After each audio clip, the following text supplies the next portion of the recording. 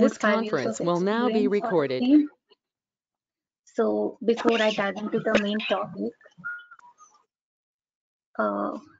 just a request, guys, like unless you have any queries, I would request you guys to be on mute so that we could avoid any disturbances if there are any.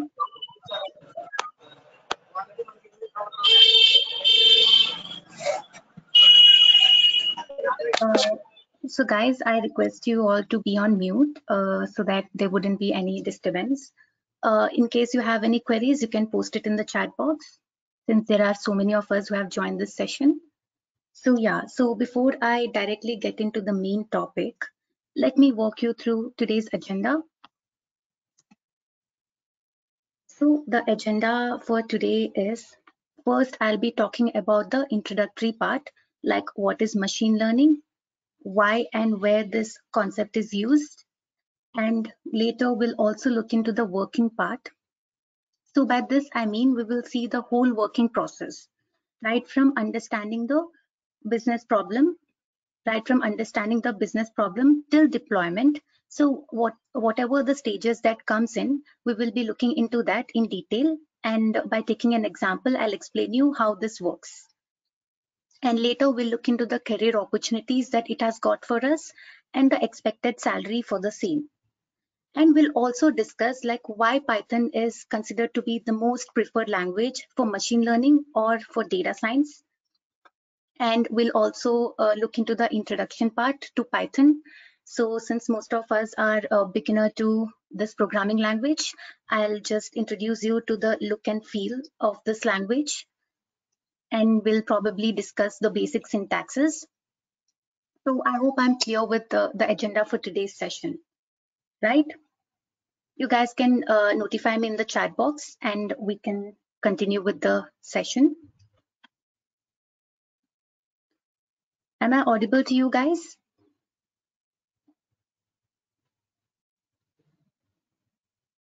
Is my voice audible? Okay, so yes. Yeah. So now let's move into the topic. So what is machine learning, guys? What do you understand by this? What is machine learning? So we know that humans learn from past experience. Humans have the capability to learn from past experience. But on the other hand, what does machine do?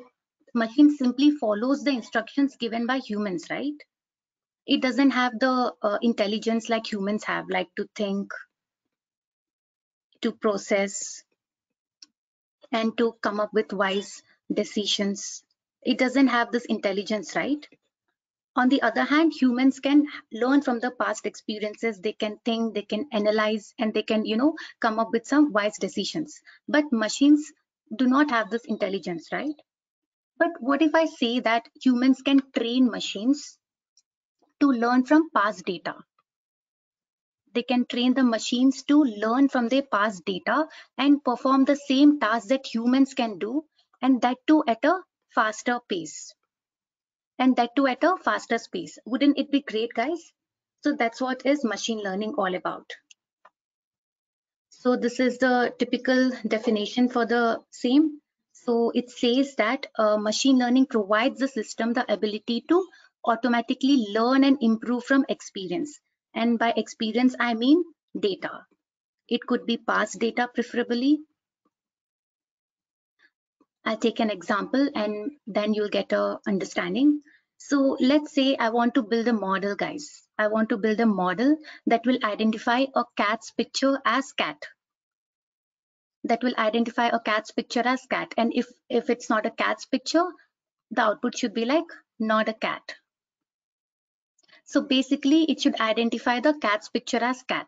So here what I'll do is I'll give in a data to this model as my input. So this data will be a random pictures of animals, guys. This data will be random pictures of animals like cats, dogs, tigers, etc. So I will train the machine using this data. So it will learn from this data.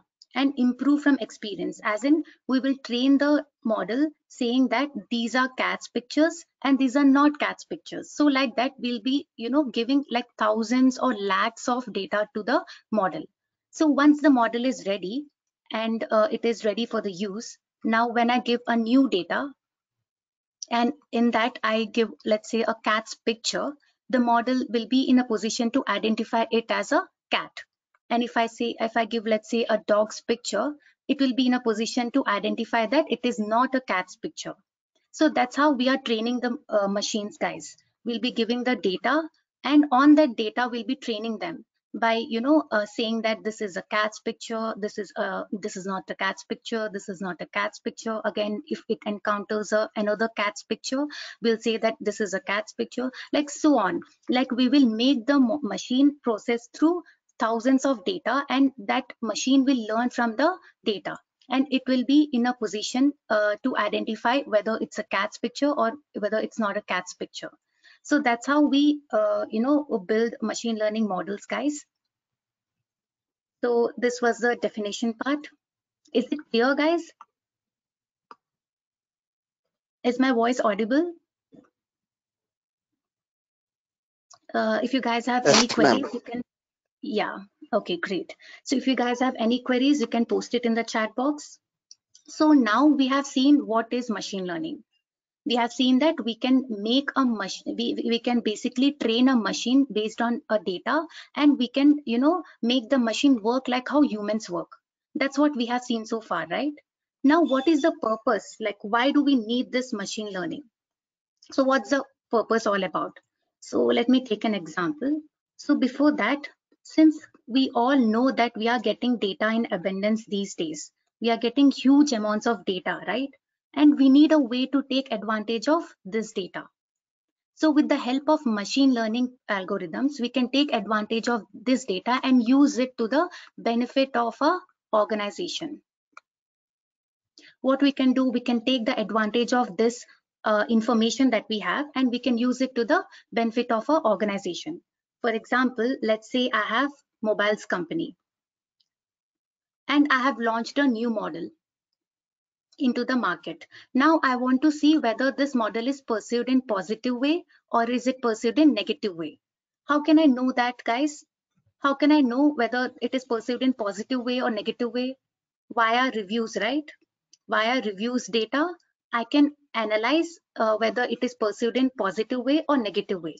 So I'll be having lakhs of data, lakhs of customers around the world would have given reviews on this mobile in different websites. So what I can do is manually, if I sit down and read through all the reviews, it would be a tedious task. It would be difficult, right? So I can train a machine via ML algorithms. I can use some algorithms. In this case, it is natural language processing, guys. The algorithm that I'll be using is natural language processing. So here I'll be making use of this algorithm and I'll be building this model. So what this model will do is it will take this reviews data as an input data. It will process this reviews data and it will give me a report. It will give me a analysis report, and it will, in that analysis report, we can see whether people have perceived it positively or negatively, and it will also give the reasons behind that. Like it will consider few of the reviews and it will give the output. So with this, it is saving the time, right? If we do it manually, it would take a lot of time and effort, but if we train the model, within few minutes we'll get to know the final analysis. The final report will be ready, and with this we can it will be very beneficial to the organization, because if we know that it is negatively perceived, we can work on it.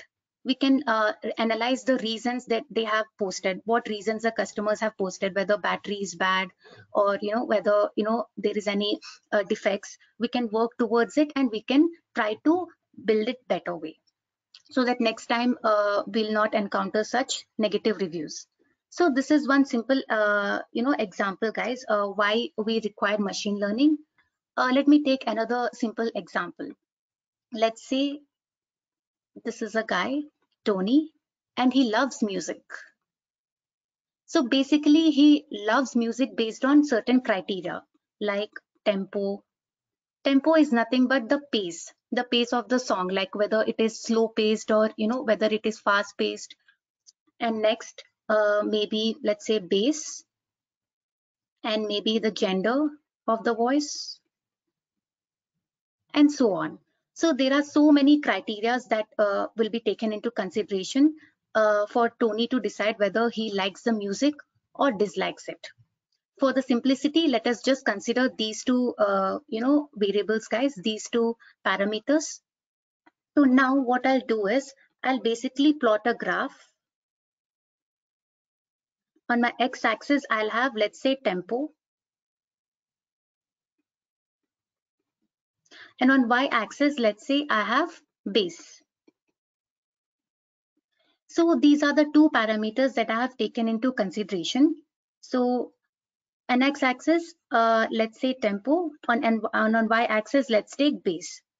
So here, based on the previous history, based on past data, I have categorized some of the, I have got to know his preference, like his taste preference.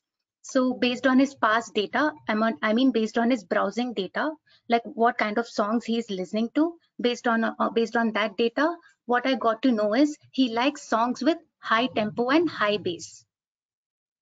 He likes songs with high tempo and high bass. So some of the music that, let's take the past data and let's plot the data here in this graph. I want to categorize the points. If it is green in color, that means he has liked that song. And if it is in, red in color, I'll categorize it to dislike. I want to basically categorize all the data points into two categories, like and dislike. Okay, so like I said, Tony loves his music to be of high tempo and high bass. So here, maybe low tempo and low bass are the songs that he wouldn't prefer.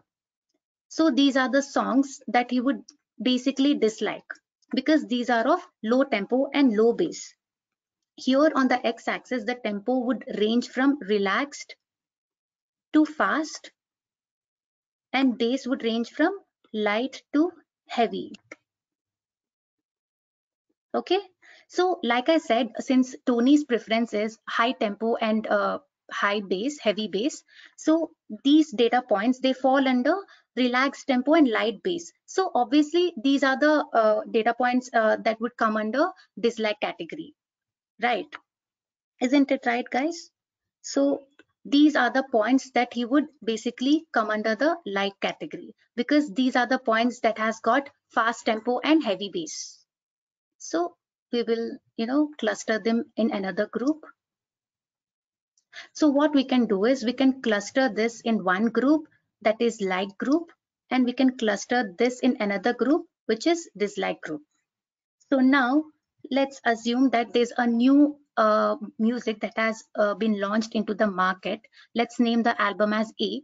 Now we have to decide whether this music, this song, whether Tony will like this song or not, whether this will fall under the like category or the dislike category. So one information that I know about this song is it has got fast tempo and heavy bass.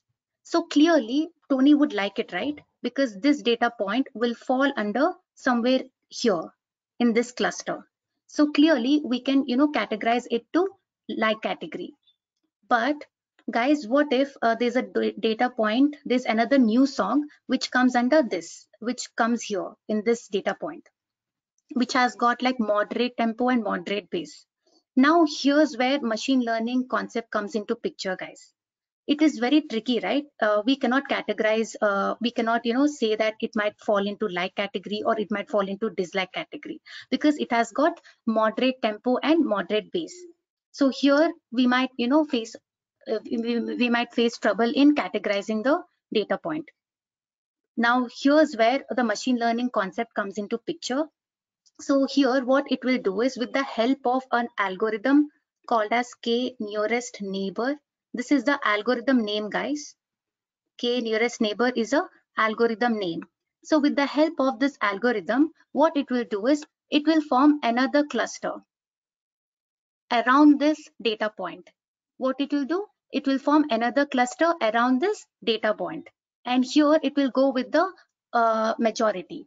So clearly green wins because there are 5 green points and only 1 red point.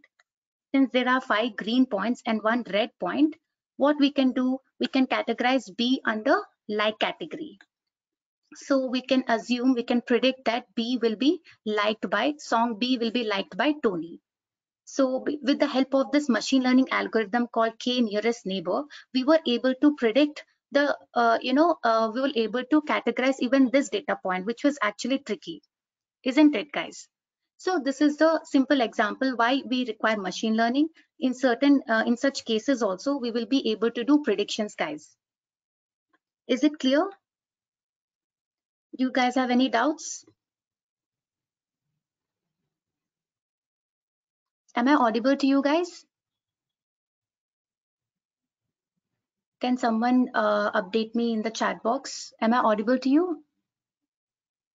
Okay, perfect. So now let's move on to the next slide. So where is machine learning used? Now we have, so far we have seen like what is machine learning and why it is used. So we had seen some relevant examples on the same. Now the question comes, where is it exactly used? We all know about Netflix, right? So it is a huge platform which provides us like TV shows, where TV shows are streamed, and movies, and even cartoons for kids and so on. So this is a very big platform. So how do you think this works internally? It makes use of machine learning algorithms along with Python. That's how it is working internally. So here, how does it work? So it basically works on recommendations. It works on recommendations, right, guys? The main key ingredient for this is recommendations. So here, for me, let's say I'm into drama and let's say comedy genre. Probably another person, let's say X, he might be into adventure or action genre. Isn't it, guys? Like my set of recommendations would vary from the set of recommendations that this person would get, isn't it? Because I'm into this genre and this guy is into adventure or action genre. So the set of recommendations I would be getting would vary from the set of recommendations this person would be getting. So basically, the Netflix should cater to each and every user. It should cater to each and every user. So we have totally like millions of users. It has to generate recommendations to each and every user based on his past browsing history. So we have to build some algorithm that would, based on the past browsing history, it will generate the recommendations for each and every person. So that's how machine learning is used, guys. In case of Netflix, this is a very big example where machine learning is, predominantly used. Because of that, it is able to generate recommendations for each and every user. And second example is even in Amazon recommendations, it works pretty similar to that of Netflix. We all must have, experienced this. Like whenever we put a item in a cart or when we purchase it, if you go to the end of the page, we'll be seeing something like this: frequently bought together. Isn't it, guys? Do we see this thing in the Amazon while we are purchasing an item in Amazon? So how does it work, guys? How does the website know that people are purchasing along with this another item? You think it is they are randomly giving it out there? No. So this is done based on the people's purchase history, based on by observing people's purchase history, by observing that trend, by observing people's purchase history, they are coming up with this list of recommendations. So all over the world, whenever whenever certain whenever someone is buying this product, item 1, they have noticed a pattern that they're also buying this item 2 along with it. So that's how they are generating this recommendations. So both Amazon and Netflix internally, they make use of this machine learning. So these are the real world examples, but let me take a simpler example. Let's say I have a grocery store. Okay, is it clear, guys, so far? Can you update me in the chat box? Did you guys understand where it is used in case of Netflix and Amazon? Okay. So now here I'm taking a small example. Let's say I have a grocery store and I want to come up with some combo offers to increase my sales. To increase my sales, I want to come up with a combo offer. So I will assign a task to my analyst to, predict certain patterns, to, come up with certain patterns. So what patterns am I talking about? So I want my analyst to come up with patterns like frequently bought items, I want them to come up with a pattern, like which item is going with what item. For example, here he has observed this particular pattern that milk is going along with bread. So these are frequently purchased items. These are bought together. These are frequently brought together. The analyst has observed a trend that whenever a person is purchasing milk, he is also purchasing bread. This is one pattern, and he has also observed many such patterns, like let's say toothpaste and brush. He had also observed that whenever a person is purchasing toothpaste, he is also purchasing brush. So this is the second pattern that he has observed. And third pattern, let's say salt and sugar. So again, this is another pattern that he has observed, that people who are purchasing salt, the probability of purchasing sugar is also increasing. So on, he has come up with a list of such patterns, and he has given this list to the concerned team. Now, with the help of this data in hand, with the help of this particular data in hand, I can come up with many marketing strategies, guys. So like, let's say this is my store and these are my shelves, and I have arranged items in these shelves. Let's say biscuits here, all my biscuits are here, and chips here, so on. Now with the help of this data, what I can do is I can align these I can align these items in such order. Let's say I can align my milk sachet along with bread. I can do like this, right? Because I know that, because with the help of this analysis, I got to know that people are purchasing this in combo. So maybe if I place them side to side, the increase, the probability of the other item to be sold will be increased, right? For example, the idea behind this strategy is when a person walks into the store with the plan to buy only milk, if he sees bread, the chance of this bread to be sold will be high. Maybe he might change his mind and he might buy bread as well. So that's the idea. We are giving, the possibility would increase. The possibility of sale would increase. Let's say I have put toothpaste and brush together. I have placed them side by side in my stack. In my stack, I have placed them side by side.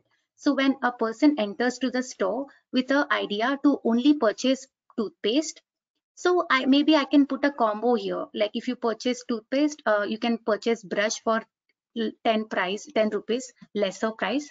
So something like that. I'll put some combo offer, and this customer, he might be tempted to purchase even brush. So like this, I can come up with so many strategies, guys. Not just this.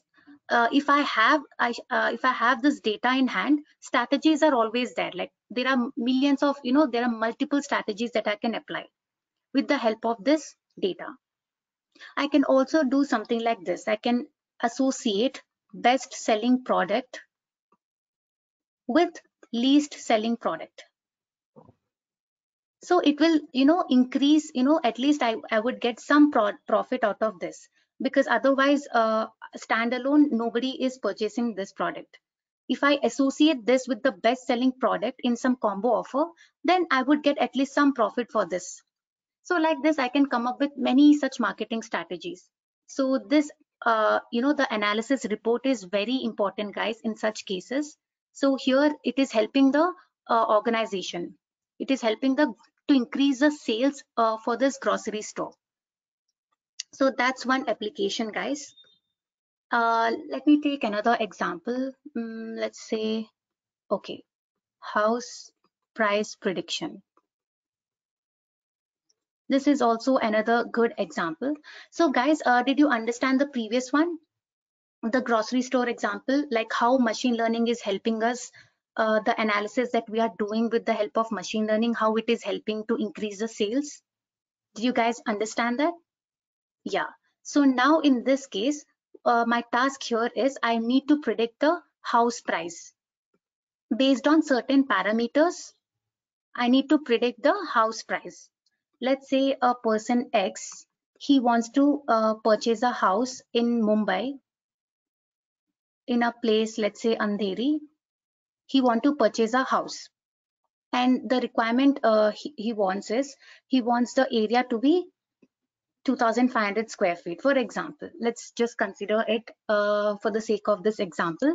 So he wants to, he wants to know what the price would be for this area, what the price of the house would be for this area.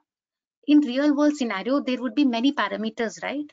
Like, let's say, whether it is 1 BHK or 2 BHK or so on, whether it is furnished, or semi-furnished, or whether it is an old building or new building, and depending upon locality, and so on. In real world, there are so many factors that contribute to the price of the house. But for the simplicity, here I only want to consider only one parameter, which is area. In this example, I'll be, considering only one parameter, which is area. So in this example, the price of the house will only depend on area. So what I did is, I have a past data. I have collected a past data in that locality. The data would be something like this. I have collected the past data of some houses, the area and the respective prices. I have collected this data. Let's say the area of the first house is, let's say, 1,000 square feet, and the price is, let's say, around 1 lakh. For the second house, let's say it is around 1,500 square feet, and the price is, let's say, 2 lakhs. And for the third house, let's say it is some 2,000 square feet, and the price is around 3 lakhs. And we'll take another final data point. Let's say it is 3,000 square feet, and the price is around 4 lakhs. So now my requirement here is, I need to predict the price for this particular house, which has got the area of 2,500 square feet based on this data. So based on this data, I need to come up with a prediction. Like, I need to predict the value for this house. So what I'll do is, I'll plot a graph here, X and Y. In my X axis, I'll have area. And in my Y axis, I'll have price. So let me take another color. So I'll plot the points: 1,000 square feet, 2,000 square feet, 3,000 square feet, and let's say 4,000 square feet. 1 lakh, 2 lakh, 3 lakh, and 4 lakh. Yes, Sandhya. So approximately it would come around that. So let's just plot the graph and see how it is, like how the relationship is between these two variables. So for 1,000 square feet, it is coming around 1 lakh. For 1,500 would come around in between this, right? So for 1,500, it is coming around 2 lakhs. For 2,000, it is coming around 3 lakhs.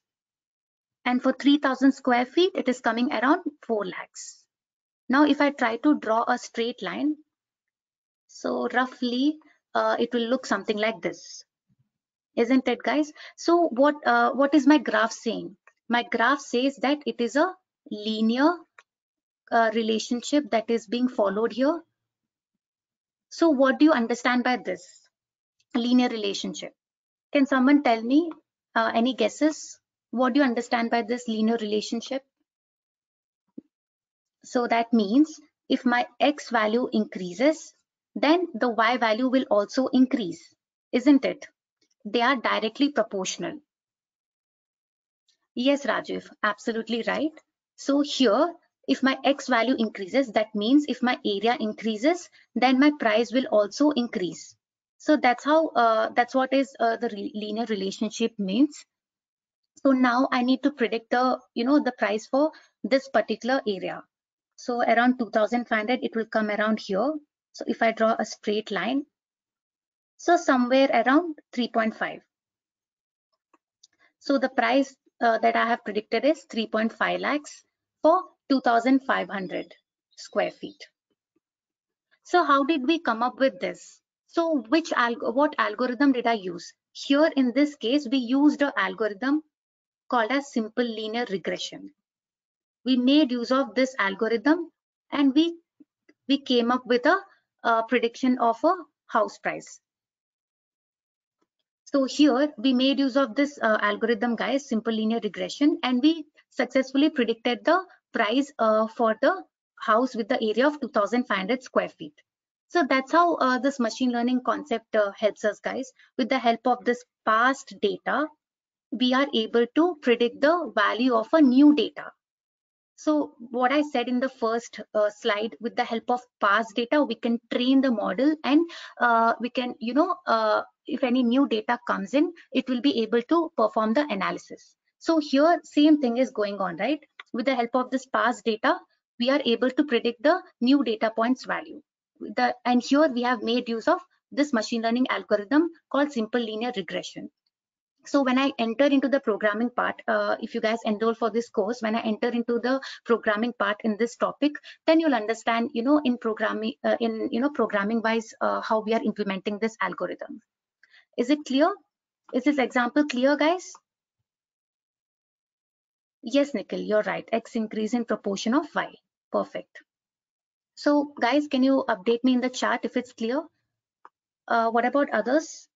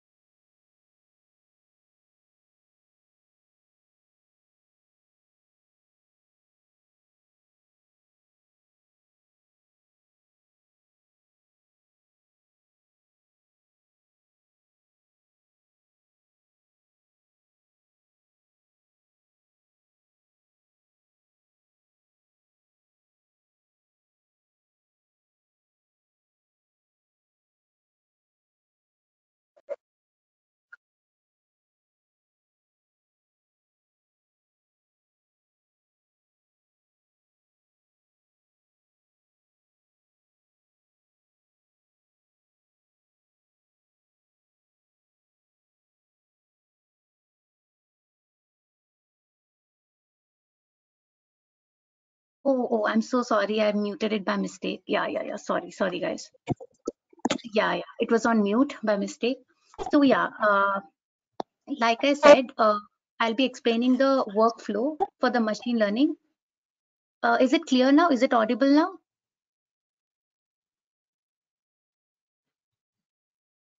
Okay. Okay. So here, what I'll be doing is I'll be explaining you the workflow, guys. So how does it internally work? I'll be explaining you all the stages in detail. Okay. So let me take an example of the house price prediction. I'll be taking the same example, guys, and I'll be explaining you how it will work internally, like the actual working, like it's like behind the scenes type, how it will work. So the first step is we need to understand the business statement. So the client will come to us and he'll explain his requirements. In this case, he wants us to build a model that will predict the house prices. He wants us to build a model that will do the house price prediction. So that's his requirement. So he'll come to us and he'll explain his requirement, and our job is to understand that requirement properly. We can ask him, we can have a questionnaire round, we can ask him the doubts if we have any, we can do interaction session, and we can get to know more details about the task. Okay, and later we should also understand the data also, the data involved. So what kind of data is involved? So here, what kind of data is involved, guys? The data is related to house, right? The area, the locality, whether it is 1 BHK or 2 BHK and so on. So we need to understand with what kind of data we are going to deal with. First thing is we are going to understand the task, and second thing is we are going to understand the kind of data that we are going to deal with. This is very important, guys, because unless we understand the data, like what the data is telling us, how will we analyze the data, and how will we come up with any predictions? So this is very important step. So in step 1, we'll be analyzing the task, and we'll be understanding the task, and we'll also understand the data that is involved. So in the second step, this is called data preparation. Here what we'll do is we will first fetch the data. So what do I mean by here, by saying like we have to fetch the data? In the first step, we have understood the task, we have perfectly understood the task, and also we have understood what kind of data we are going to deal with. So in the second step, it is important for us to get the data, right? So the data would be something like this, like area, locality, 1 BHK or 2 BHK, and what else, whether it is furnished or non-furnished. So let us assume that this is the data, guys. In the first data point, the area is 1000 square feet. Even the price will have 1 lakh. The locality, let's say Andheri, it is 1 BHK, it is furnished. Let us take another data point. Let's say the area is 2000 square feet, and let's say it's in Indiranagar, and it is 2 BHK, it is furnished. Let us leave this cell empty. Let us leave this cell empty. I'll explain you why I'm leaving this empty. And let us, the price would be somewhere 2 lakhs. Let us take third point. Let us leave this cell also empty. And let's say it is Koramangala. It is 1 BHK, and it is furnished, and the price is 3 lakhs. So we'll consider only these 3 data points for time being. So guys, the first step, we understood the business statement, the business problem. What we need to do here, we need to predict the house price. Okay, perfect, we understood that. And then we want to understand the data. We should understand the kind of data we are going to deal with. Here we are understanding that this is a data related to houses, like area, locality, and depending on this, I have to predict the prices depending on all these parameters. So now we fetch the data. So this is a data. We got the data. Usually we can get the data via databases or web servers based on the company that we are dealing with. So they will give this data via databases or web servers. Okay. So once we get the data, what we have to do? We have to clean the data, guys. This is the important step. So this step, this data preparation will take up to 60 to 70% of the whole time of this entire process. This data preparation itself will take 60 to 70% of time. Here in the second step, after we got the data, we need to clean the data. So why do I need to clean data? You might have question like, is the data which we are getting, is it improper? Yes, guys. In most of the cases, the data that we get are unstructured data. So what do I mean by unstructured data? Like you can see, there will be missing values. So there will be null values. Null values as in this missing values, null values or missing values, and sometimes there will be redundancies. So what do you mean, what do I mean by redundancies? So the same row will be repeated twice or thrice by mistake. So that's what I mean by redundancy. The same rows will be repeated, or we have to discard unwanted columns. We might have to discard unwanted columns. So because the data that we are getting is a raw data, we don't want all the parameters, right? While building the model, why do we need locality? Why do we need whether 1 BHK or 2 BHK? We don't need even whether it is furnished or not furnished. Yeah, so we don't need whether it is furnished or not furnished. In the previous example, what was the parameter that I have taken? Can someone tell me? Can you guys tell me what was the parameter that I considered while I was explaining this house prediction problem? Yes, perfect. So I was considering area. So price is not the parameter, Rajiv. It is the value that we are predicting. Here variable is the area. Here we are considering area. This price is a parameter that we are predicting. Area is the input parameter based on which we are predicting the price. So area is the parameter that I was considering. Yeah. So what I can do, I can discard all the other unwanted columns, right? So if I keep them as it is, and if I try to process all of them as it is, it will be an extra overhead, guys. In the processing time, it will be an extra overhead. When we know that we only need area, why do we want to keep the other variables? We can just simply discard them, right? When we know that the main parameter on which the price will be dependent is area, then we can just put area and we can discard others. In real-time examples, we might have even hundreds of columns. So we cannot keep them, we cannot retain all the hundreds of columns. If we do that, in the processing time, it will take more time and it will be an extra overhead. And also the predictions or the analysis that we do will not be accurate, guys. It won't be accurate if you consider all the columns. So if you want only 10 to 15 columns out of these, then we will retain only those columns and we will discard the others. So here we have to, in the cleaning process, we have to take care of null values. Here even the null values we have to discard. We have to either discard or we have to impute another value in place of that. So we need to take care of null values. We need to take care of redundancies. If there are any repeated rows, we need to discard one row because we don't want the same data twice, right? If there are repeated rows, it will be again the same reason. It will be an overhead. So we can discard the repeated one. So we'll have to take care of redundancies and we'll have to take care of unwanted columns. Is it clear, guys? Is the second step clear? Can I get a notification from everyone? What about others? So yeah. So by second step, we will, by the end of second step, we will be having clean data. Let me clear all these things.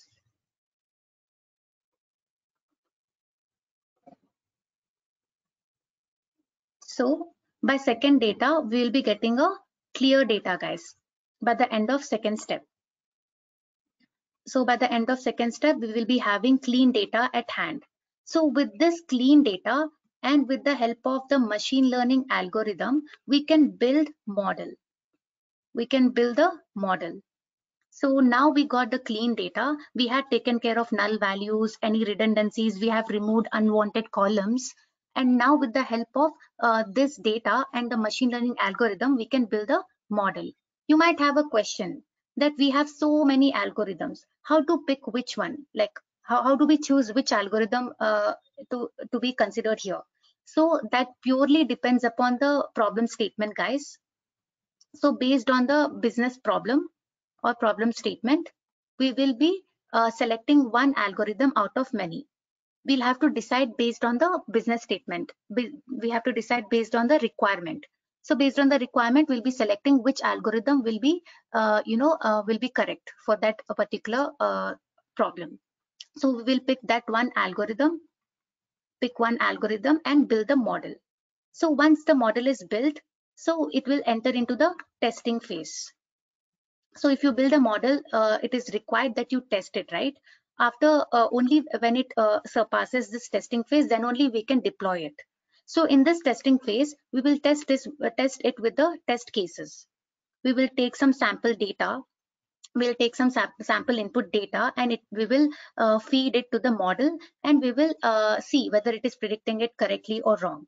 So if it is predicting correctly, then it will enter into the next phase. In next phase, we will directly deploy it, because in the testing phase, it was working fine with the test cases. It was working fine. It was giving me correct results. So I can directly go ahead and deploy it. So this is all about the machine learning workflow, guys. Is it clear? Guys, can you let me know in the chat box? Is it clear?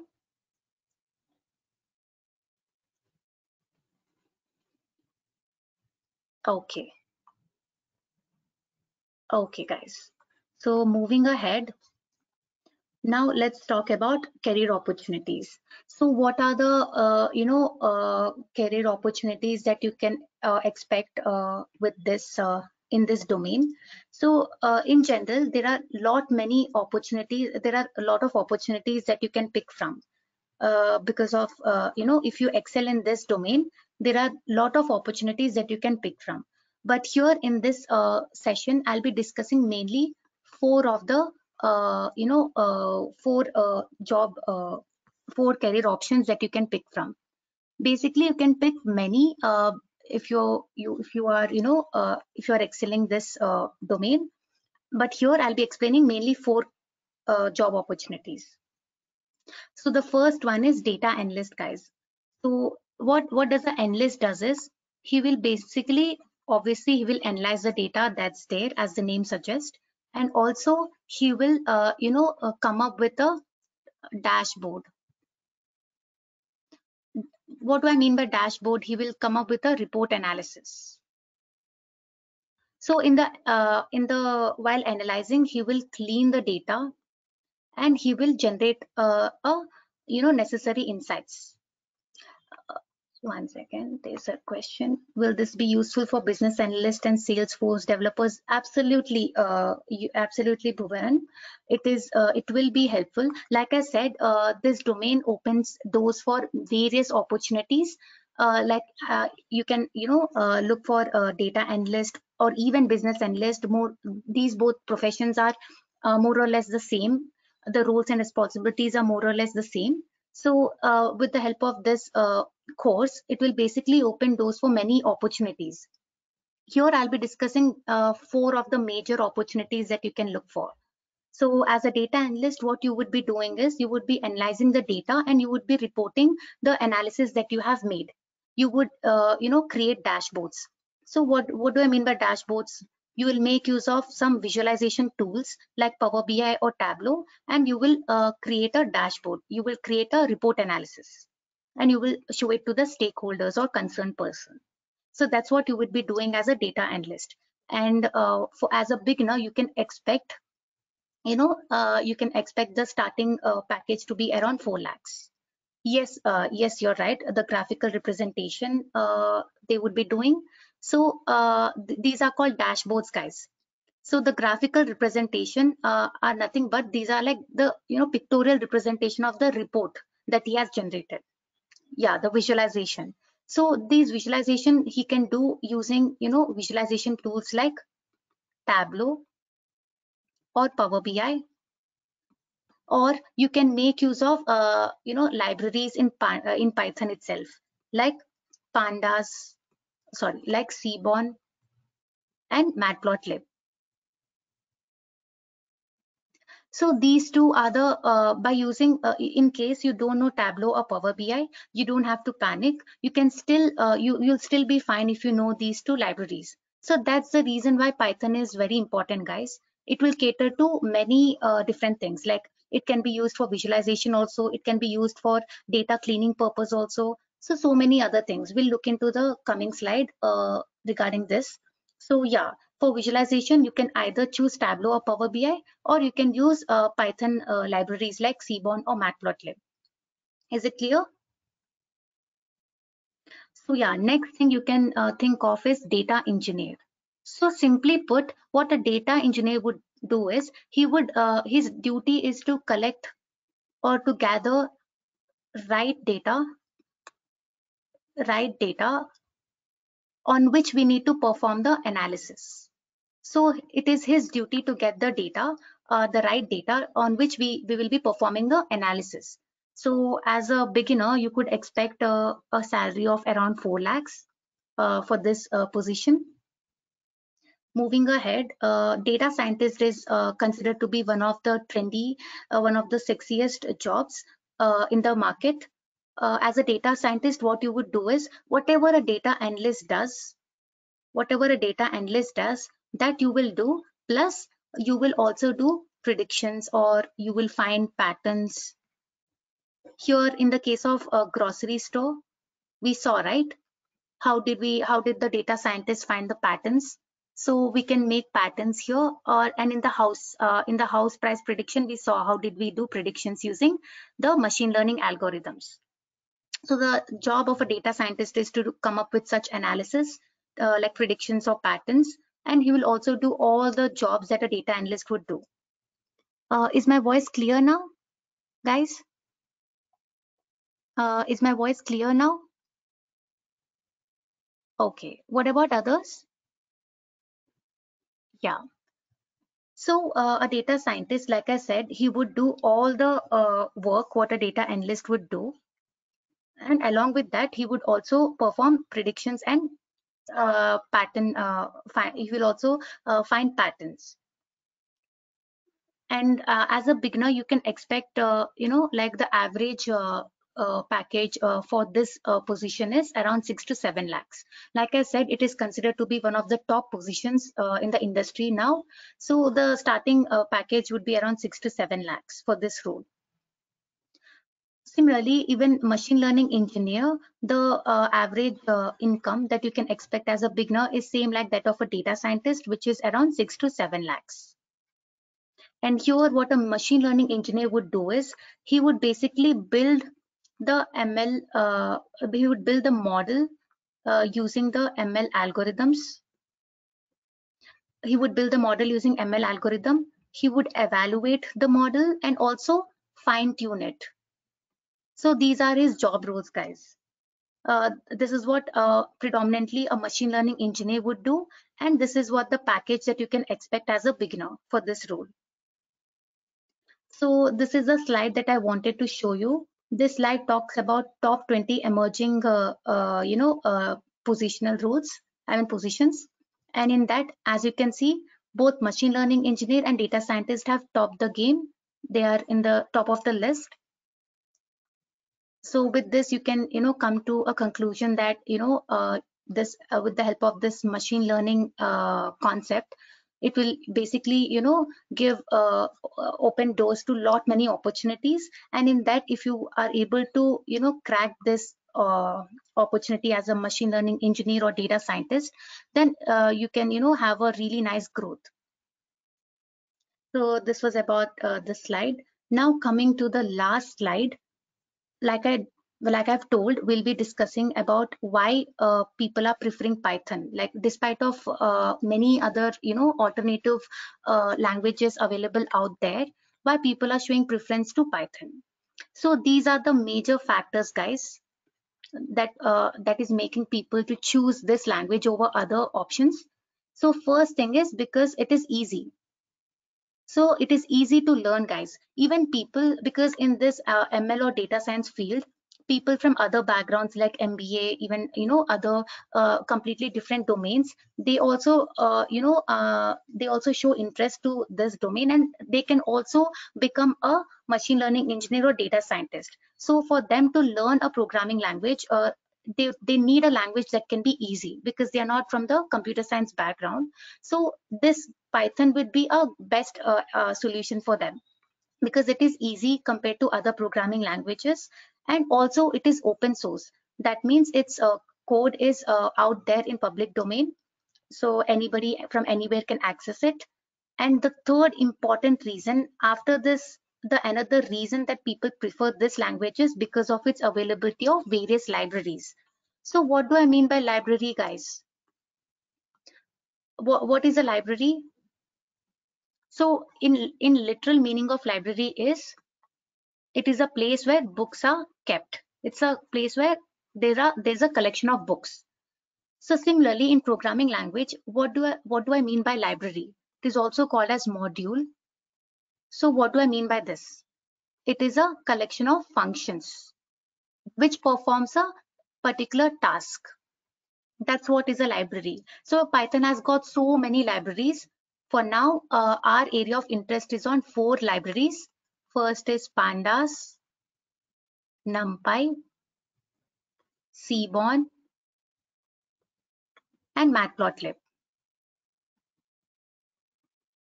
So these are the areas of interest, guys. If it comes to data science or machine learning, yeah. So these are the areas of interest like pandas, numpy, seaborn, and matplotlib. So like I said, because it has got these modules, people are preferring this language. So what are pandas and numpy used for? If you remember the workflow, I've explained in the second step, we'll be doing something called data preparation. We'll be performing data preparation, right? During this, we will be cleaning the data. So in that process, we'll make use of these 2 libraries, pandas and numpy. And when would these libraries come into use? Like I said, for visualization, after we have built the model and we have generated reports, to build to give the graphical representation, to build visualizations, we can make use of these 2 libraries. We can either go with GUIs like Tableau or Power BI. Otherwise, we can basically go with the programming like Seaborn and Matplotlib libraries will do the same job. So because of these reasons, it is considered to work best for data science or ML related projects because it has got various libraries, it has easy syntax, and also it is platform independent. That means it works fine with any platform like Linux, Mac OS, Windows. So it doesn't have that issues also. So that's why people are preferring this language. So with this, we are done with the conceptual part. Is it clear, guys?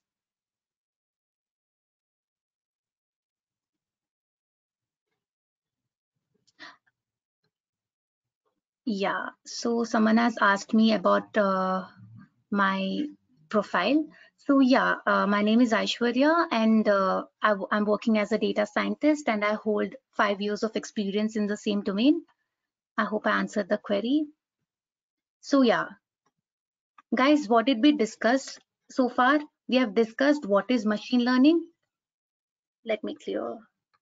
So we started out with the definition part, like what is machine learning, and we also have discussed like why it is used, why it is required, and where it is used.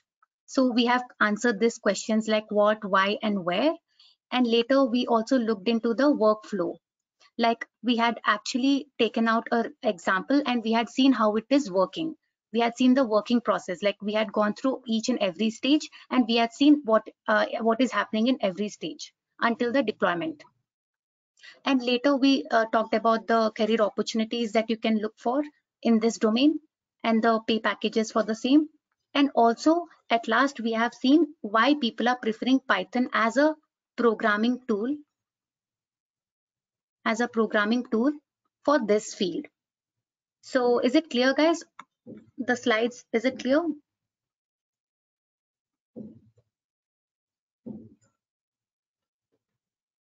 So can you guys quickly tell me, can you guys quickly notify me how many of you are new to Python? Can you guys quickly notify me? Okay, Nikhil. Okay, Bhuvarahan. What about others? Okay, Rajiv. Yes, Sandeep, you will have access to live projects by the end of this course. First, let me tell you, it is very important for you to understand this Python programming, guys. Like, if you are new to this, then I would suggest you to learn this one first, because unless you learn this properly, if I try to teach directly the ML part, the algorithm part, if I start showing you the programming part in that, then it will, you guys will might feel intimidated, you guys might get scared, and you might not understand what I'm trying to teach there. So first you need to feel comfortable with this language, guys. You need to understand its syntaxes, and how the workflow, and everything. Like, basically you need to have a little bit of experience in this, and then you will feel a lot comfortable. Like, conceptually it will be very easy. Data science or machine learning, conceptually it will be very easy. When it comes to programming part, even that is also easy, but the thing is, you need to remember syntaxes, you need to remember the codes. For that, if you are comfortable, only if you're comfortable with this language, then you will get it easy. I understand, Sandeep, that programming is a challenge, but if you take up this course Python, I promise you I'll make it easy for you, because the idea of this programming language is I'll be teaching right from basics. I'll be giving a demo on that now in a bit. So I'll tell you, like, I'll start right from basics, and we'll also be discussing all the machine learning related, the pandas, numpy, all the frameworks, sorry, all the libraries that I have named. Each one of them I'll be explaining in detail, along with the basics of Python. So, like I have like I'm seeing in the chat, most of you are from non-technical background and have absolutely no touch with the language. So what I would do now is I'll introduce you to the language. I'll show you the look and feel of the language, and maybe probably we'll discuss some simple syntaxes. Is it okay?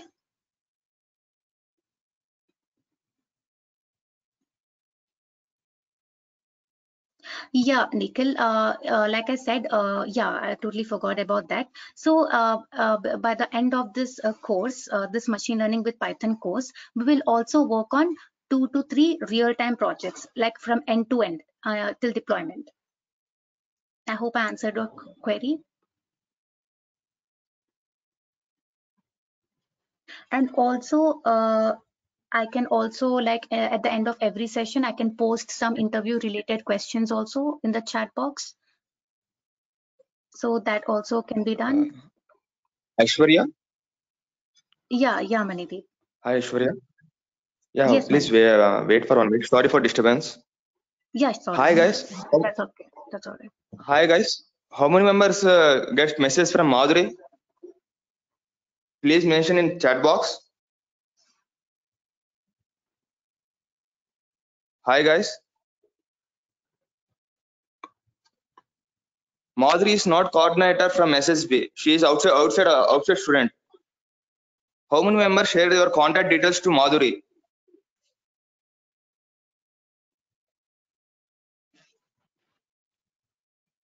Are you audible?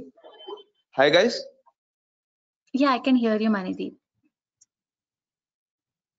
Yeah, one student like Madhuri, she is asking all the students contact details. She is not from SSB. Please don't share your details to her.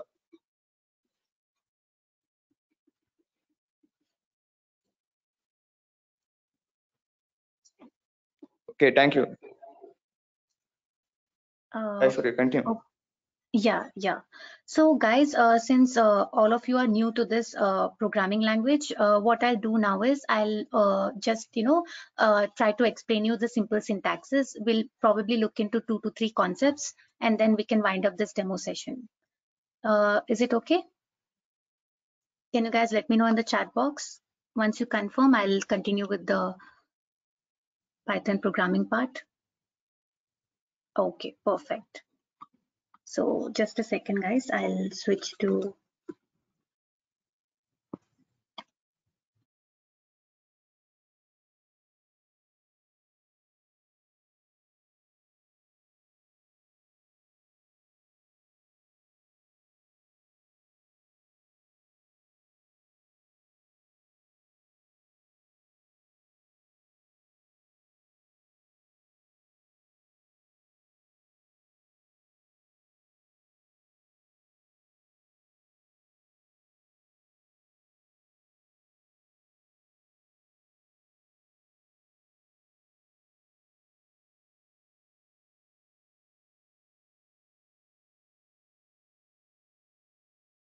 Are you guys able to see my screen?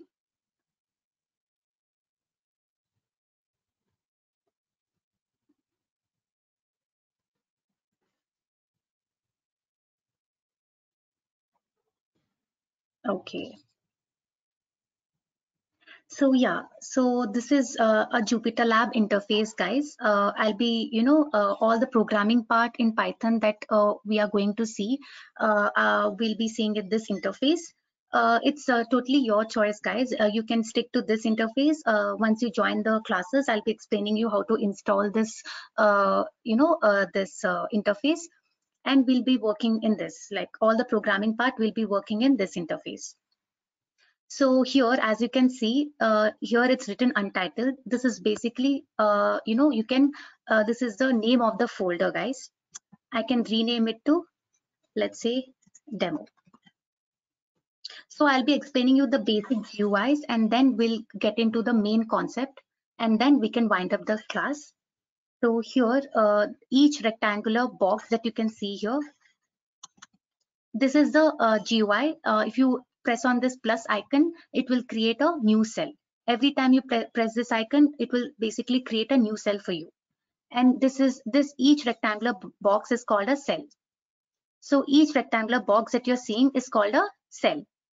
And in this cell only, you'll be writing all the code that you want to execute. So whatever the code you have in your mind, you'll be writing in this cell and you'll be executing it.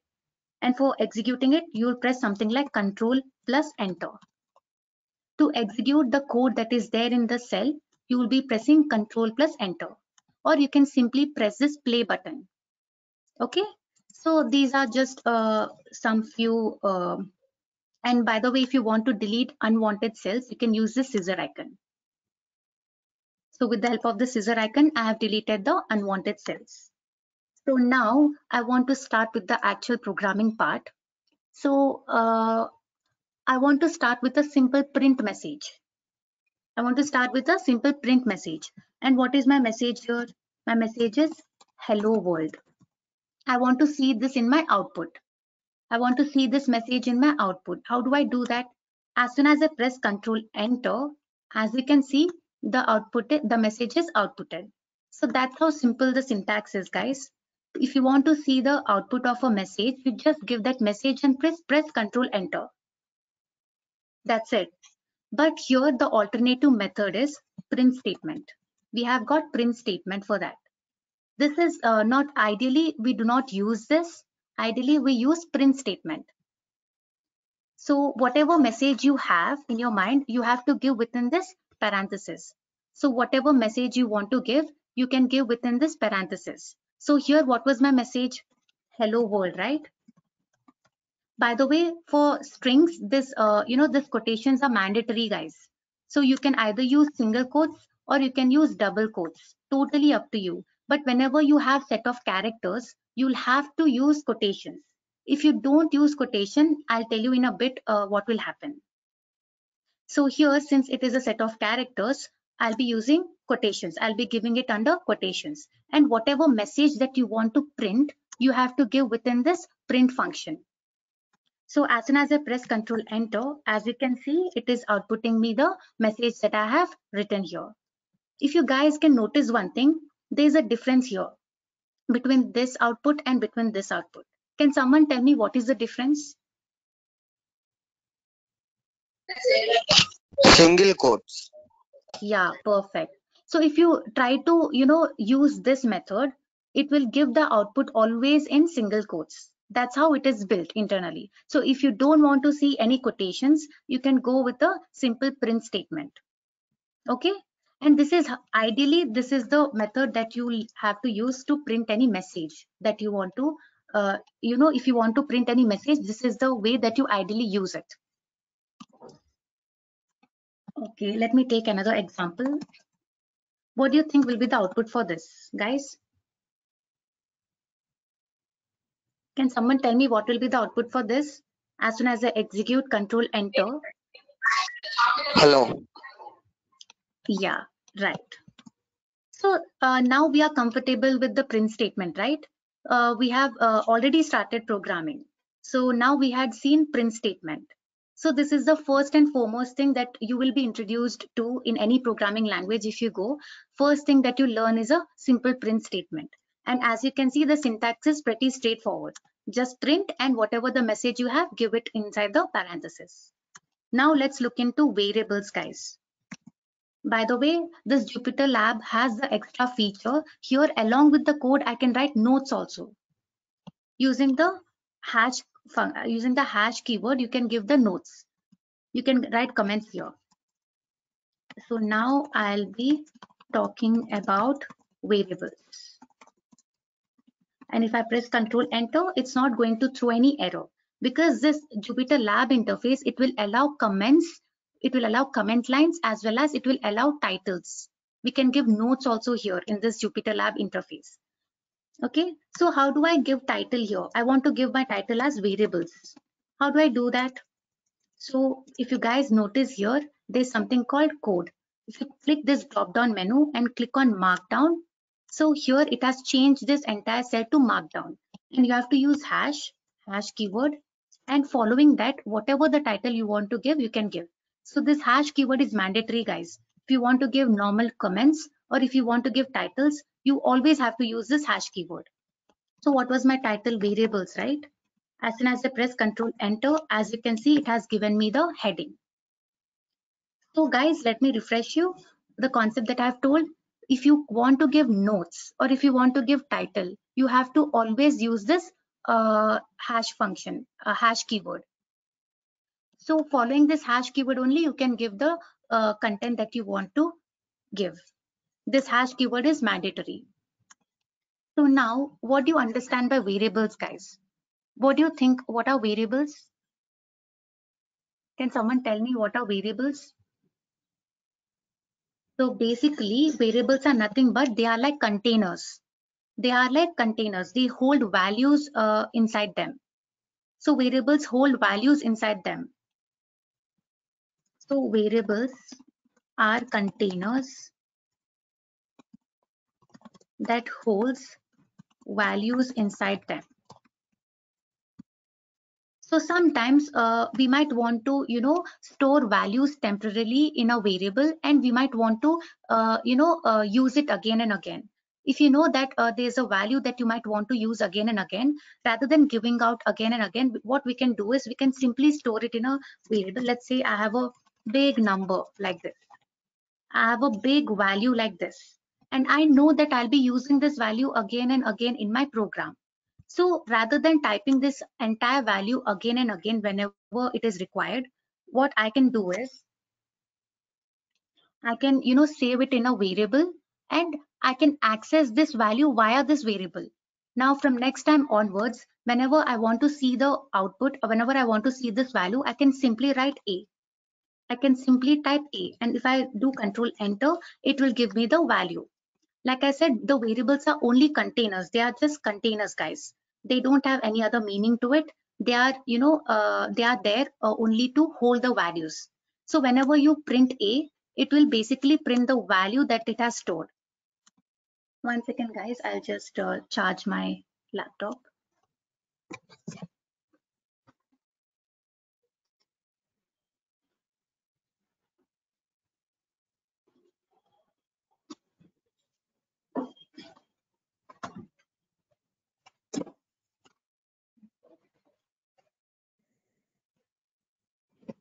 So yeah. So have you guys understood the reason why these variables are introduced in the programming language? So that when you have such big content, big value that you might want to use again and again, instead of taking the headache of typing the same value again and again, what we can do is we can simply store it in a variable, and we can access that value via this variable. Okay, so this is the concept of variables, guys. For example, and by the way, we can give any name to the variables. We can basically give any name to the variables. It's totally up to us, but we need to follow some rules that I'll be explaining you in a bit. For now, just take it as any names can be given to the variables. So now I'll be giving my variable as a message. I'll be giving the name as message, and in that I'll be saving this value, Ashwarya. Now, if I say like this, print of message, can someone tell me what will be the output? Aishwarya. Yeah, perfect. Because like I said, variables are containers. They don't have any other, mission or meaning to it. They will, their whole purpose is to store the value, and whenever they are called, they will basically give that value. That's the whole purpose, guys, for these variables. Now, I told you, right? Just a little while ago, I told whatever the strings are, whatever set of characters you encounter, you'll have to always give them under single or double quotes. Here, if you see, I didn't give message under single or double quotes. So that's the whole thing, guys. I told you, right? Like if we don't give single or double quotes, it will, basically it will take it as a variable. For example, if I give Aishwarya without single or double quotes, so the interpreter will, understand it as a variable. It will assume that this is a variable name, and it will go and search for that value that it is storing. If I try to execute this, as you can see, it is saying name Aishwarya is not defined. It is giving me output that there is no variable with such name. We are not able to find any value inside that variable because there is no variable with such name. So anything that you give, any strings that you give without quotation, the interpreter will understand that it is a variable, and it will try to find the value that this variable has stored. Now, since we do not have any variable with the name Aishwarya, so here it is throwing this error that it is not defined. Okay. So another important concept that I want to, tell you guys is Python is case sensitive. Python is case sensitive. Nikhil, it wouldn't give Aishwarya in single quotes because if you remember, I told you, right, in print statement, it will avoid any kind of quotations. So if you use print statement, it will just print the whatever the string that you have given. It will not include this quotations. So that's the purpose of the print statement. It will basically print the string as it is without any extra quotations or any other drama. Is it clear, guys? Can people let me know in the chat box so that I can know that you guys are following up? Okay, great. So like I said, Python is case sensitive. What do I mean by this? So what do I mean by this? When I say Python is case sensitive, that means it is sensitive towards cases. It is sensitive towards the cases. For Python, this name and this name is two different entities. Because here this name is with a small n and this name is with a capital N. So for Python interpreter, these two are two different entities, guys. Yes, you're perfectly correct, Nikhil. It will consider case of variable name. So can someone tell me, let's say I have, and we have, let's say, okay. And now I'm trying to print this. Can someone tell me what will be the value for this?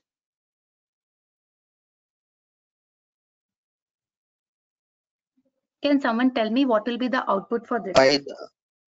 Python without single quotes. Very good, perfect.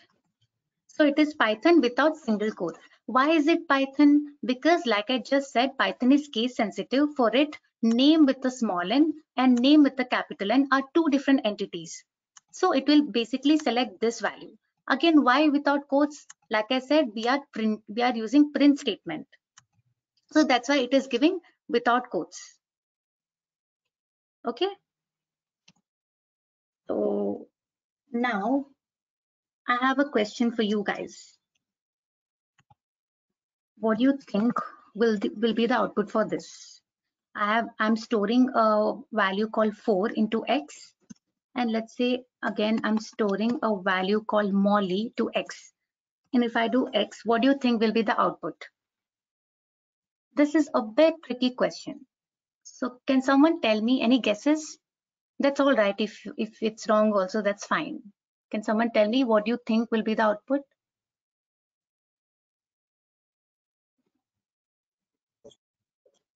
For Molly. So Praveen is thinking that it will consider both the values. So can someone tell me, anyone, any other answers, any different answer? Yes, Nikhil, you're absolutely right. So here, Python interpreter, how it works is, I'll explain you. So Python interpreter, basically it works from left to right. It scans the statements from left to right. So as soon as it scans this one, so here what it will do is, it will, one second. So it will assign value 4 to this variable x as soon as it reads this line. But now in the next step, it is reading this line. And what is this line doing? It is saying to assign this value on x. It is saying me to assign this value Molly to this variable x. But variable x is already having 4. So here, after it reads this line, what it will do is, it will erase this value, and in place of this value, it will write Molly. It will write Molly. Now x will have Molly. So this value will no longer be valid. It will be erased, and Molly will take place of that value. Is it clear? Praveen, is it clear now? Ma'am, I have one doubt. Yes, Praveen. In case Molly is the four letters, in case I give the 5 letters, what happened, ma'am? Doesn't matter, Praveen, any letter you give. Let's take your name itself. If I give Praveen also, it will consider the latest value. The logic here is, it will consider the latest value, the last value that you have given. If you, let's say, if you have given here, let's say Aishwarya. Now here, what do you think will it consider? Aishwarya. Yes, perfectly right. So it will consider the latest value that you have given. Here the latest value is Aishwarya. So it will override this previous value, which is Praveen, and it will store this value. Can someone tell me why am I getting quotes here? Because you are not given print Very statement, good. you're not given. That's why. Yeah, right. Exactly right. So that's why I was getting the single quotes here. Now can someone tell me why is it printing X here? Because of you given the single quotes in X. Yeah, that's absolutely right, guys. Because I have given here single quotes, what it is interpreting here, as soon as it is seeing this line, print X under single quotes, the interpreter will understand that this is a normal string that I'm giving. This is a normal string, and I need to print this string. This is a normal message that I need to print. So here it is printing that message. In place of this, if I give something like this, it will be printing that. Here it is performing like a simple print statement, like how it performed, like we saw, right, how it was performing. It is basically printing the message whatever we are giving in the print statement. So here the same thing is happening here. So here, if you give X in quotation, so this is what error you'll get. You might expect that Aishwarya should be the output, but since you have given in single quotes, it will consider it as a message that it needs to print. So it will be printing X. If we give two inverted commas, it will print inverted commas, nested inverted commas. So here, like I said, you can either use single inverted commas or you can use double quotations. It will give the same output, guys. So if you use nested X, so it will print this one as it is. So what it is doing here, it is preserving the string that we are writing. For example, here you'll not understand. Let me see.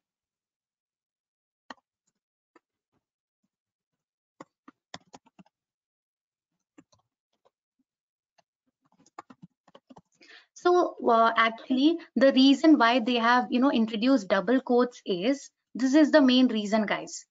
Actually, the normal syntax is single quotes. This double quotes also we can use, but the main purpose of double quotes is when you have a string like this. you want to output the message as it is. I'm repeating again, you want to output the message as it is. The Python should be in comma. It should be under quotations. I want to highlight this Python. That's why I have given under quotations. If you guys, in novels or in storybooks, sometimes we'll have some words in quotations, right? That means they want to highlight, the intensity of that word. So similarly here, I want to highlight that, I love Python programming language. So if I want to preserve this text as it is, if I want to see the output in the same fashion, what I can do is I can use double quotes outside, and the word that I want to highlight, I can use single quote. And as soon as I press and control enter, as you can see, it is preserving the text as it is. So I had given Python under single quotes, so it is giving me Python under single quotes. But it will not work other way around, guys. You cannot use single quotes. You cannot make use of both single and double quotes here. If I try to use only single quotes here, it will not work. You have to make use of double quotes. See, if I try to execute this, it will say invalid syntax. So if you have a quotation inside your string statement, then outside you'll have to make use of double quotes. If you make use of single quotes, it will give invalid syntax. So that's the whole reason for having double quotes, guys. That's the main reason why Python has introduced double quotes. Otherwise, the original version is only single quotes. Anyways, you can use double quotes also here, it doesn't matter. But why specifically double quotes is, in such situation, only double quotes will work. Is it clear?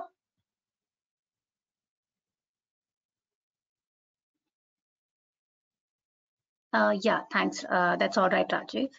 Is it clear, Nikhil? Is your doubt? Yeah. So moving ahead, now what we can do is I'll tell you two more concepts and we can wind up the session, two little concepts. So in variables itself, there is another shortcut method, like multiple variables can be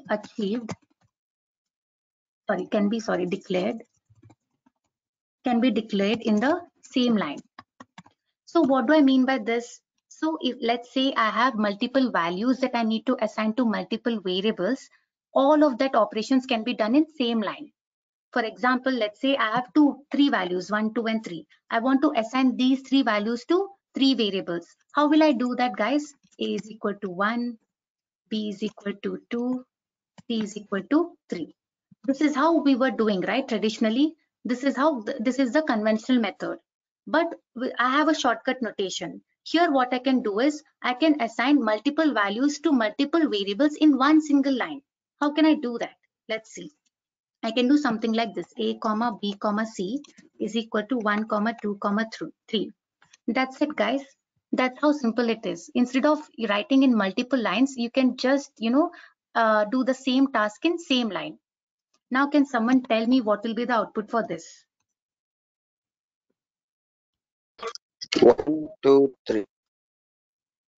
Yes, Rajiv. Like I said, what did you say, Praveen? Is it 1, 2, and 3? Can you check? 2, ma'am. Yeah, so here the interpreter, how it will work is from left to right, it will work like I told. So the first element it will assign to the first variable. The second value it will assign to second variable. The third value it will assign to third variable. And now since we are trying to print a second variable, it will output the value that it has stored, which is 2. So like I said, Python is very straightforward, guys. Did you find any difficulty here? No, right? So Python is basically, the syntaxes are pretty straightforward and simple. Now similarly, I can also assign multiple values to same I can assign multiple variables same value in same line. So here what am I trying to do is I have a value, let's say 1, and my requirement is I want to assign the same value to 3 to 4 variables. That is the requirement I have. I want to assign the same value to 3 to 4 variables. How can I do that? The syntax is again pretty straightforward. A is equal to B is equal to C is equal to 1. That's it, guys, and the task is done. Here, what it will do is it will assign this value to all the three variables. If I do, let's say print of C, can someone tell me what will be the value for this? What? Perfect. Similarly, print of A, it will be 1. Print of B also, it will be 1. So that's it, guys. That's it for today's demo session. I hope you like it, and I hope you consider learning Python and machine learning with me. So any questions?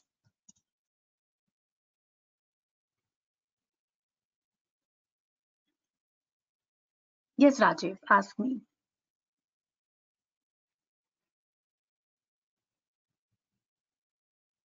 Okay.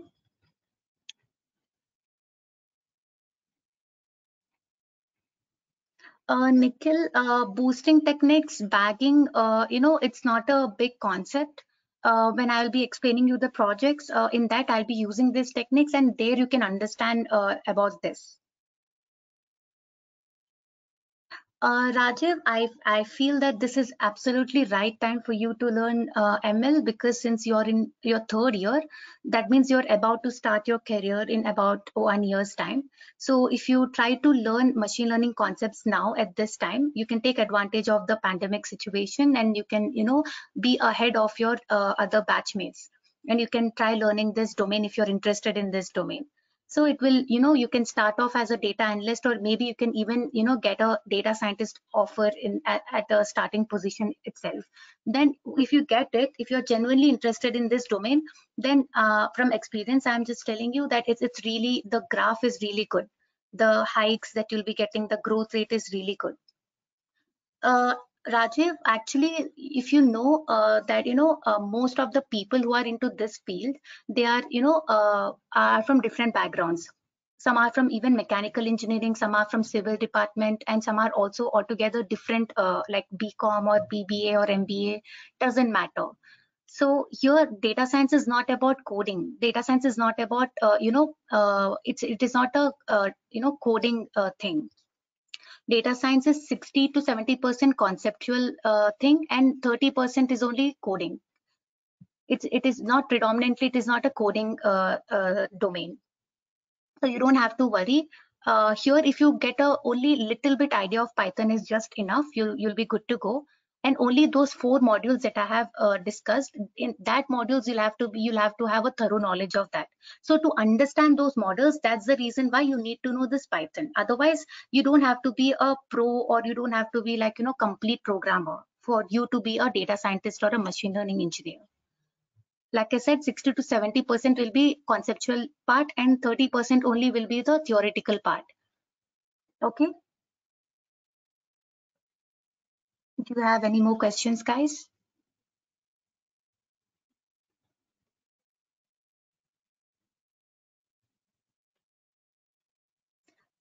Yeah, thank you, Rajiv, and all the best to you.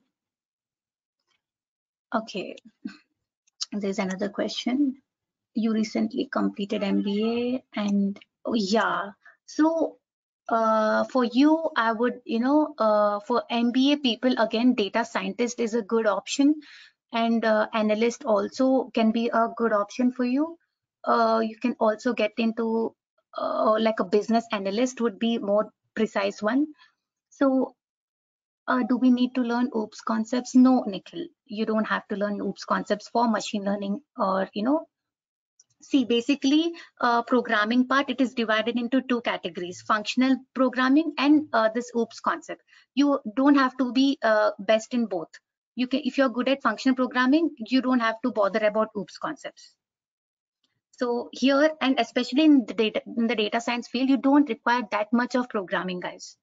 If you understand the syntaxes, and if you know, if you know those 4 modules properly, then you're good to go. You don't have to bother about other in-depth concepts. Sandeep, yeah, that you can do. You can switch to marketing analytics. Anything that is related to analysis, analytics, all of that, it is somewhere using this data science concepts. So if you excel this one, so it will, like I said, it will open doors to many opportunities. So marketing analytics is one that you can definitely go for it. I hope I have cleared the query. What about others? Do you have any questions?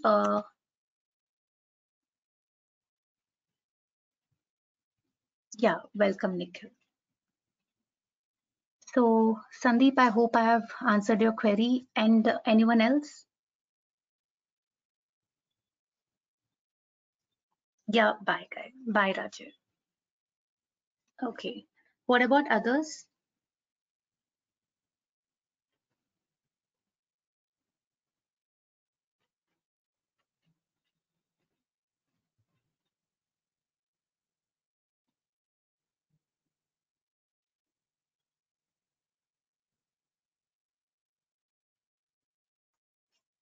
Yeah. Okay, then see you guys like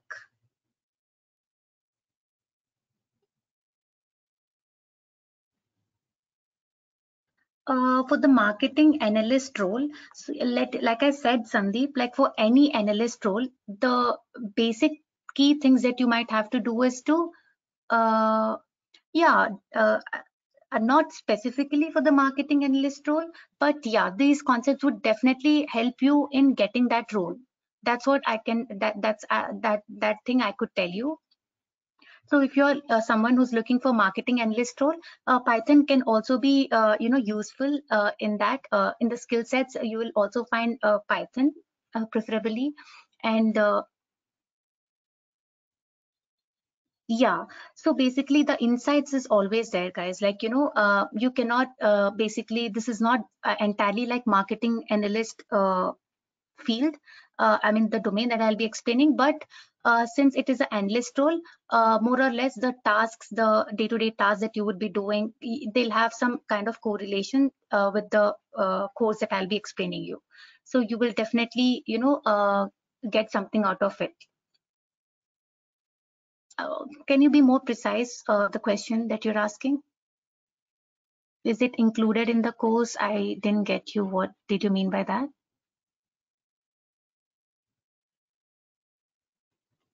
Others, if you don't have any questions, you can probably take leave. And it was really nice explaining it to you guys.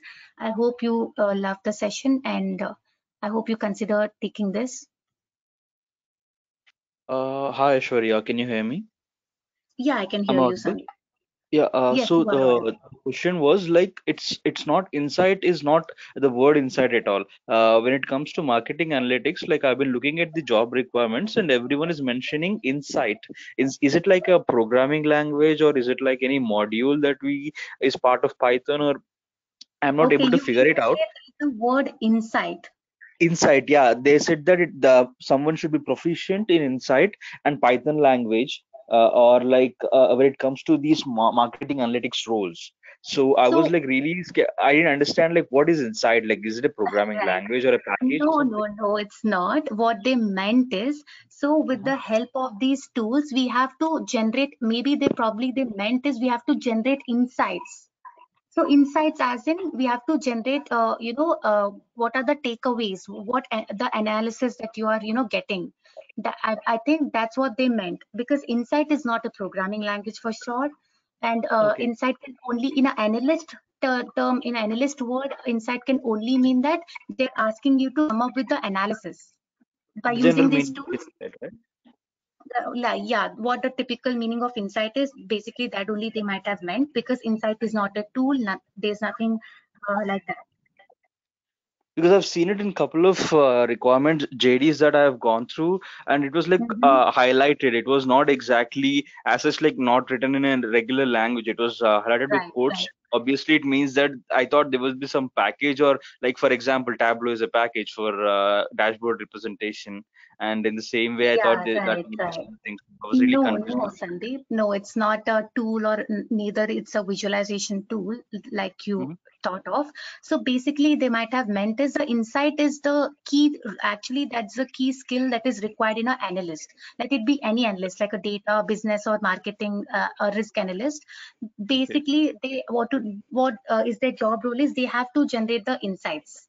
So that is, maybe that's why they have highlighted the word key, insight. Otherwise, I don't see that any possibility to be there for it to be a programming language or any other tool, as per my knowledge. Got it, got it. Thanks a lot, Aishwarya. And Yeah, like when you're you're talking welcome. about, yeah, when I'm just small question, like I have Sure. a second one, rebound on that. So, my Mm-hmm. question is, right now I'm looking for a career shift from, as I told you, as I mentioned earlier in the Right, chat. So, right. I'm really confused that because the MBA marketing, if I'm starting up, it will be level 1, level 2. But the concern is I already have enough experience. I've been a manager where I've been managing a team with logistics. It was not part of the main. How would I step into this? Marketing analytics is what I have read about. Like, do you have Mm-hmm. any idea like how exactly it functions? And I just want to be on a functional basis, not exactly the core coding side. I want to be on a functional Right. side because I already have a experience, and then I have a MBA from like NMIMS. Actually, it's an executive MBA program, but it's like a good Mm-hmm. institute. So I Yeah, would rather that's good. leverage that. So Yeah. how? So you want a way that without having to know this language, this programming language, you wanna, work as a marketing and data analyst, right? Yeah, So ideally, there are ways like you can make use of Microsoft Excel, and that doesn't make use of any programming language. But the thing is, like preferably off late, everyone are switching to this language. Even people who are not at all from programming background, like people who are like MBA graduates or BBA graduates, who mhm, are looking to becoming an analyst or a scientist, data scientist, so they are mhm, preferably learning this language because in longer run, when right now for at the moment you might not understand if I try to explain you, but at the longer run this will be very very useful. It will be easier. It will be like a easier option. Once you learn, the difficulty is only until you learn it. So once you learn it, it will be pretty easier to do it with using Python or using a programming language. That's sure. this is as per my experience because I would obviously talk as per basis of my experience. So and also in majority of cases I have seen this is the case. Okay, okay. So you work as a data scientist.